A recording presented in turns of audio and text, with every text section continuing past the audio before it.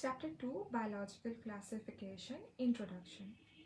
সভ্যতার একদম শুরু থেকে মানুষ জীবকে আলাদা আলাদাভাবে ভাগ করার চেষ্টা করেছিল, কিন্তু কোনো বৈজ্ঞানিকভাবে নয়। ইনস্টিংটিভলি র্যান্ডম জিনিস যেমন ক্লোদিং, জামা কাপড়, শেল্টার, আশ্রয় বা ফুড, খাবারের ভিত্তি করে মানুষকে ভাগ করার চেষ্টা করা হয়েছিল। কিন্তু অ্যারিস্টটল প্রথম বৈজ্ঞানিকভাবে জীবকে ভাগ করেছিলেন গাছের বাহ্যিক রূপ, মানে বাইরেটা দেখে গাছকে 3 ভাগে ভাগ করেছিল: ট্রিজ, শ্রাবস এবং হার্বস, মানে বড়, মাঝারি এবং ছোট। এবং অ্যানিমালসকে, প্রাণীকে 2 ভাগে ভাগ করেছিল: যার লাল রক্ত আছে মানে আরবিসি আছে, এবং যার লাল রক্ত নেই মানে আরবিসি নেই। এরপর আসে লিনিয়েজ। লিনিয়েজ ভাগ করে প্রত্যেকটা প্রাণীকে 2টি ভাগে, একটা হচ্ছে প্লান্টা আর একটা হচ্ছে অ্যানিমেলিয়া। কিন্তু এর মধ্যে সব প্রাণী বা সব জীব প্লান্টা আর অ্যানিমেলিয়ার মধ্যে পড়ে না। কীরকম? যেমন হচ্ছে ইউক্যারিওটস এবং প্রোক্যারিওটস। ইউক্যারিওটস মানে নিউক্লিয়াস আছে, প্রোক্যারিওটস মানে নিউক্লিয়াস নেই সেই সব সেলে।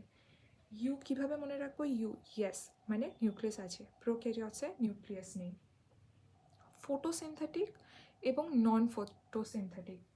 যেমন ফটোসিনথেটিক অ্যালগি, যারা নিজেদের খাবার বানায়। নন ফটোসিনথেটিক হয়ে গেল ফাঞ্জাই, যারা নিজেদের খাবার বানাতে পারে না। ইউনিসেলুলার, মাল্টিসেলুলার মানে এককোষী, বহুকোষী, এদেরকে আলাদা করতে পারেনি। এই 2 কিংডম ক্লাসিফিকেশন খুব সহজেই হয়ে যায়, কিন্তু এটা এনাফ ছিল না, ইনঅ্যাডিকুয়েট, নট এনাফ। কারণ এর মধ্যে অনেক জীব আছে, অনেক অর্গানিজম যারা এই দুটো কিংডমের মধ্যে পড়ে না।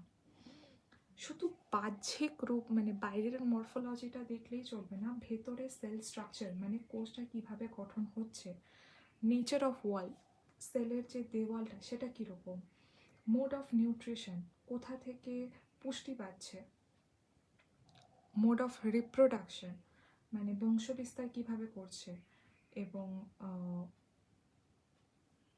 হ্যাবিটেট মানে কোথায় অবস্থান করছে, এই প্রত্যেকটা জিনিস জানাটা প্রচণ্ড ইম্পর্টেন্ট।